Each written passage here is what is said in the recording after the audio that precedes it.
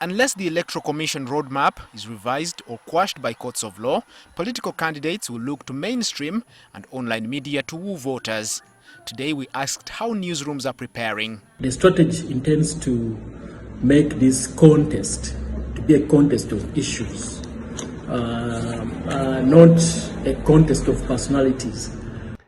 I would say we have the infrastructure, we have the technology, we need to make sure the regulations are tightened, and then we'll be ready to serve each one and give a fair, leveled ground for every candidate.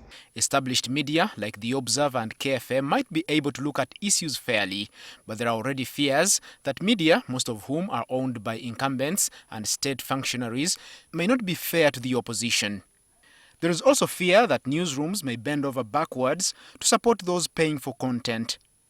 If you feel that you want to advertise with us, but then you want to put conditions that I must always occupy this space, or you must not write something about me, then sorry, we shall not take your advert.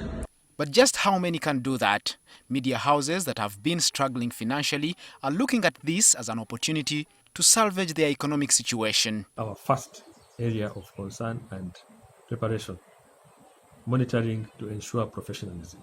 The second one, we intend to develop a media module for covering a virtual election.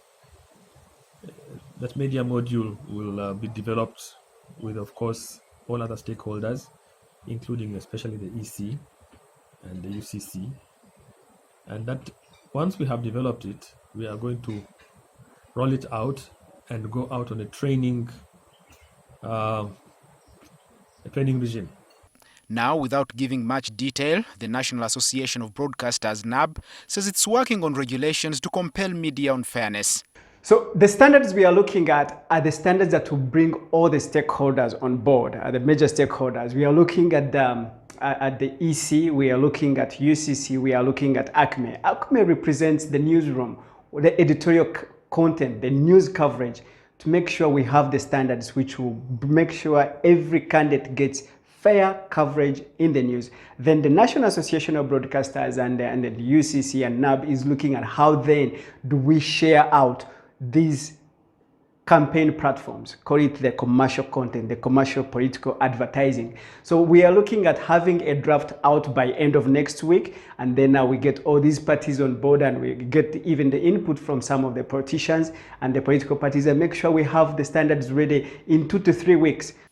Opposition politicians have since dismissed the campaign method as biased in favor of incumbents, but Beyanga, who is the head of radio at NMG Uganda, thinks with tight regulations in place, candidates can ably reach out to all their electorates. If you're looking at pressing your advert, you will be able to look, when do I have the most people listening? We have time bands, and that's why we have prime time, we have off-peak. So if you're buying your advert, you need to at least up to 80% of the radio listeners, each one of them at least interfaces with their favorite radio station. So far, around 40 Ugandans have expressed interest to run for presidency alone, and the number will go on increasing even for other lower elective offices. And how fair will be fair enough for each candidate remains uncertain. Edward Mhumza, NTV.